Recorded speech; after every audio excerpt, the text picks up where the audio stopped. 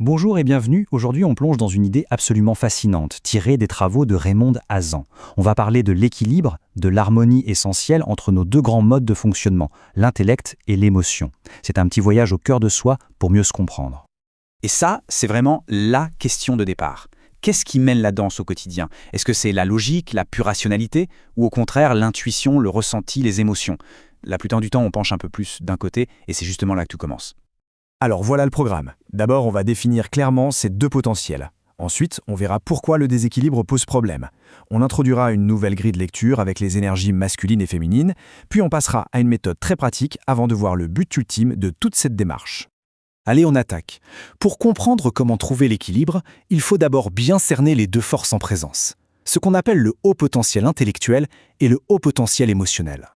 D'un côté, on a le HPI, ou le MODI, pour intellectuel. Là, on est dans le royaume du mental, de l'hyper-réflexion, de l'intelligence purement rationnelle. Pensée logique, analyse cartésienne, maths.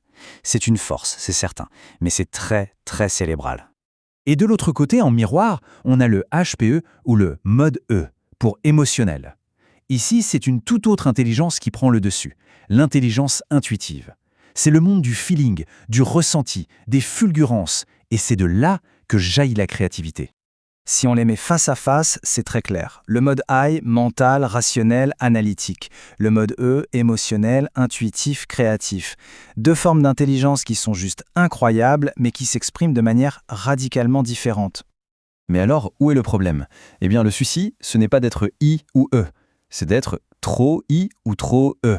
C'est ce déséquilibre qui finit par créer un vrai conflit intérieur, un sentiment que la source appelle le désarroi. Voyons le premier scénario, l'excès de mode I, quand le mental prend littéralement toute la place. Eh bien, on se retrouve comme piégé dans sa propre tête. Tout est suranalysé, hyper rationalisé. Et le risque, c'est de se couper complètement de son intuition, de ses émotions. Ça peut rendre un peu rigide, déconnecté d'une partie vitale de soi. Et à l'opposé, qu'est-ce qui se passe quand c'est l'émotionnel qui déborde, quand on est dans l'excès de mode E? Là, on peut vite se sentir submergé, comme emporté par des vagues d'émotions qu'on ne contrôle plus. La créativité est là, elle bouillonne, mais elle n'a pas de cadre, pas de structure pour s'exprimer. Et ça aussi, ça peut mener à ce fameux sentiment de désarroi. Et c'est là qu'arrive l'idée clé. La solution, ce n'est pas de gérer ou de contrôler ses émotions, et encore moins de les rejeter. Il ne s'agit pas de renier une partie de soi, qu'elle soit trop mentale ou trop sensible. Non, le but, c'est d'apprendre à se servir des deux. Alors, comment on fait? Pour nous aider, la source propose un cadre symbolique vraiment puissant qui s'inspire de Jung, celui des énergies masculines et féminines. Et attention, on ne parle pas du tout de genre ici, mais bien de symboles. Et c'est là que ça devient passionnant. Le mode I, l'intellect, le rationnel, est associé à l'énergie symbolique masculine. C'est le monde du matériel, de l'action, sa métaphore, c'est la pierre. Et le mode E, l'émotion, l'intuition, est associé à l'énergie féminine. C'est le domaine du maternel, de la création. Sa métaphore, c'est l'eau. La pierre et l'eau. Ok, c'est bien beau en théorie, mais concrètement, comment on fait pour équilibrer la pierre et l'eau en soi? Eh bien, il existe une méthode toute simple pour ça. La méthode est d'une simplicité déconcertante. Chaque fois qu'on fait une action masculine, c'est-à-dire une tâche concrète, matérielle, on la fait suivre immédiatement par une action féminine, c'est-à-dire un moment de création, de ressenti, quelque chose de plus maternel. Prenons un exemple très parlant.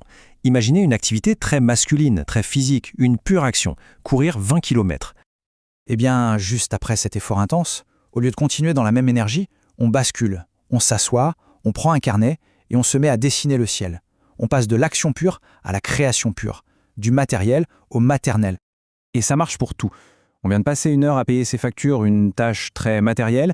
Juste après, on fait un gâteau au chocolat. On sort d'une séance de sport intense, on enchaîne avec une balade contemplative au bord de l'eau. L'idée, c'est vraiment de créer ce rythme, cette alternance consciente, pour qu'aucune des deux énergies ne prenne le dessus. Mais au fond, pourquoi faire tout ça? C'est quoi le bénéfice à la fin? Où est-ce que cette pratique nous mène? Le but est en fait très profond. Il s'agit de mettre fin à cette petite guerre intérieure qu'on se mène à soi-même. Quand on est en déséquilibre, on finit par rejeter une partie de soi, celle qu'on juge trop mentale ou trop émotive. Cette méthode, c'est un moyen de réconcilier les deux. Et ça illustre parfaitement l'objectif final. Ne plus être divisé, mais devenir un. Un être unifié, où la pierre et l'eau, le masculin et le féminin, l'intellect et l'émotion ne sont plus en opposition, mais travaillent main dans la main. C'est là qu'on peut retrouver un vrai sens et une paix intérieure durable. Au final, la question n'est plus de savoir si on est esprit ou cœur, mais plutôt de se demander comment faire danser les deux ensemble. Alors, la réflexion qu'on peut se faire, c'est quelle petite action matérielle aujourd'hui pourrait être suivie juste après par une petite touche de création. L'équilibre commence souvent par un tout petit pas.